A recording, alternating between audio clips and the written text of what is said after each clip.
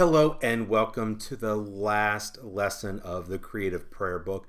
I'm Eric Scott and this is lesson number 12. I can't believe for the last 11 weeks, now 12 weeks, I've been coming to you through this little workshop. So we're kind of wrapping it up today. This is the final lesson, and then I'll share one more video just to kind of wrap things up and kind of show the journal and have a few closing words. So, but thanks for joining me again.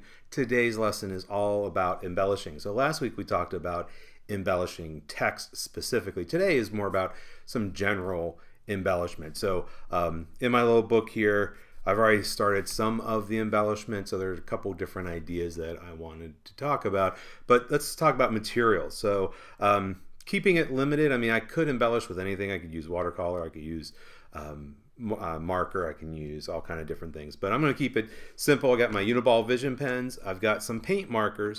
Now in the past I've used the Posca markers. These are acrylic paint markers because they have a finer tip on them, and then I've got some colored pencil. So you can really use anything to embellish. Like I said, this is what I'm going to use today, but metallic markers are great. Pens, I mean, like I said, you can use paint, you can use collage. So what do I mean by embellishing? Well, like I was saying last time, embellishing really is about decorating. So I've already done a little bit of it. So as I've been working, so here on kind of my title page, some of the embellishments are these like little stripes. So that's the first kind of thing I want to talk about, is using lines and shapes and patterns. Now some of these other patterns were from the beginning, so like the second or third layer.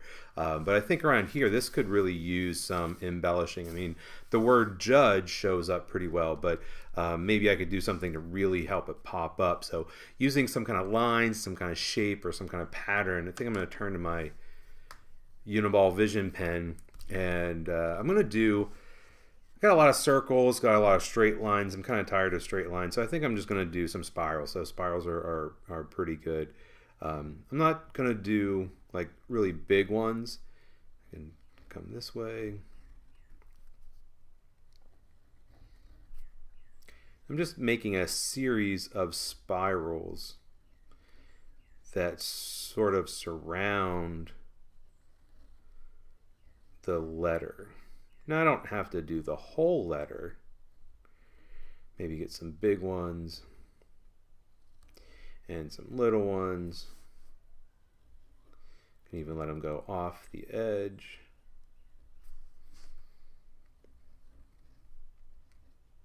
Oops, I went inside of my J. Wasn't really paying attention to what I was doing. The line kind of got a little mixed up. That's all right. So just by putting those blue spirals in, that J really starts to pop out. I'm not going to do the whole thing, but maybe I'll do some over here by the G. So repetition, repeating elements is a good way to kind of keep everything tied together. If I just did spirals in that one spot, it would really look kind of odd. So I like to repeat twice. 3 times is even better. So kind of keeping that triangular 3 times is really a good way of thinking about it. But that just kind of brings some density, makes it appear darker through there. Maybe I'll do some down here. Again, they can go off the edge. Let's see, maybe some over here.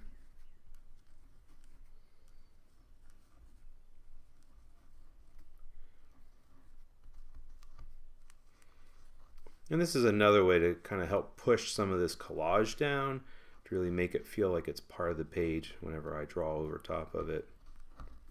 Okay, like I said, I'm not going to go over the whole thing, but you can kind of see how these little areas help the word kind of pop out. I could add some more, but spirals are a really good thing.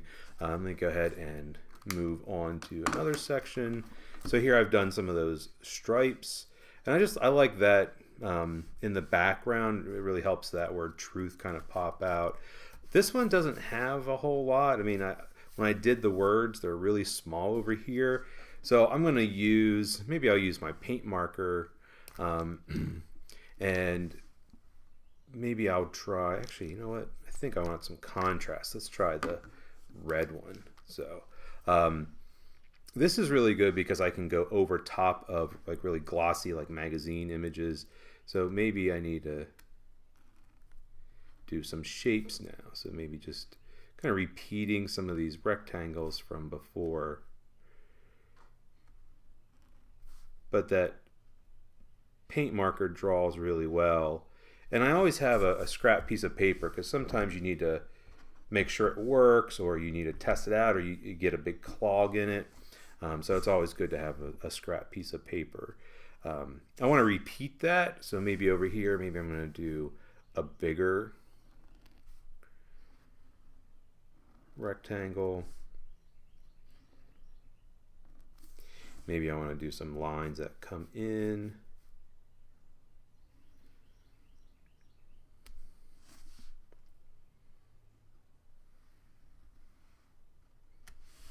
And so I like that red. It's a good contrast to the green and the blue.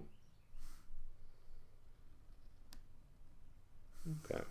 So I can keep adding more and more to it, but just to kind of give you an idea that you can add some shapes as some embellishments to your pages.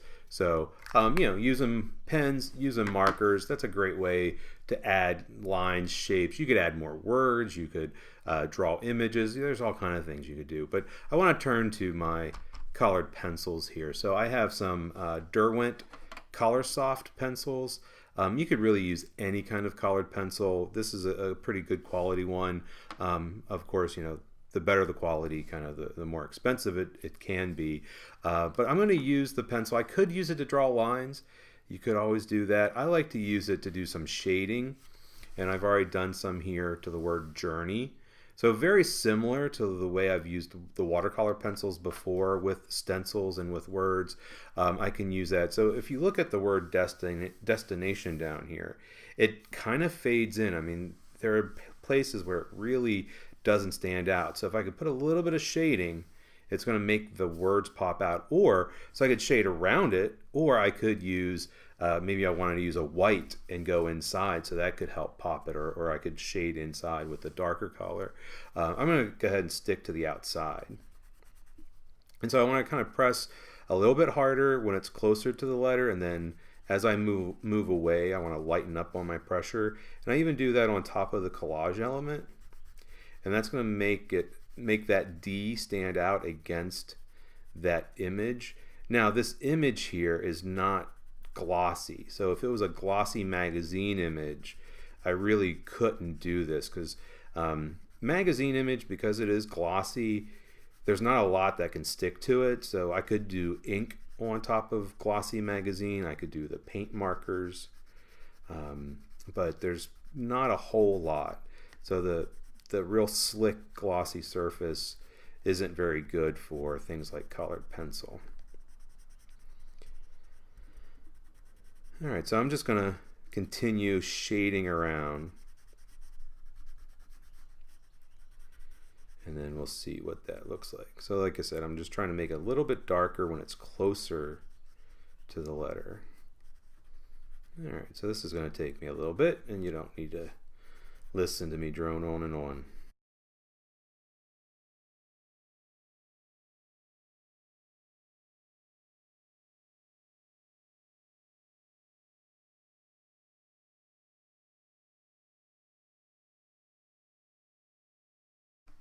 Okay, so that kind of finishes up the shading around. And so now the words journey and destination pop out a little bit more. It's still a little bit hard to see them, so if I wanted to, I could maybe go back with that white colored pencil and go inside of the letters. But I don't have to do this just with letters and words. I could do this with different shapes and different things. So like maybe in here, or let's see, I'm just kind of flipping through. Actually, this would be a good place. So I have, I've got a lot of kind of empty space here, so this would be good for some patterns, but I think I'm going to use some of the shading. So if I go in with one of my reddish browns, okay, so this is called dark terracotta. Now where I have these magazine images, it's not going to really stick. Okay, but I can darken. Actually, maybe I'll go around the labels. That could be interesting.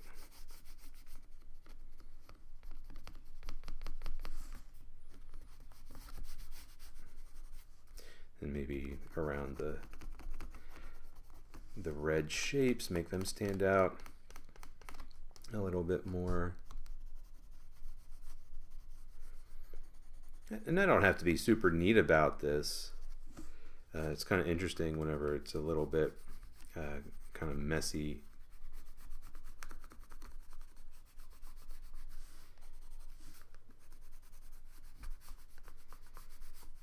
Especially because it's a little bit hard to get over some of this collage.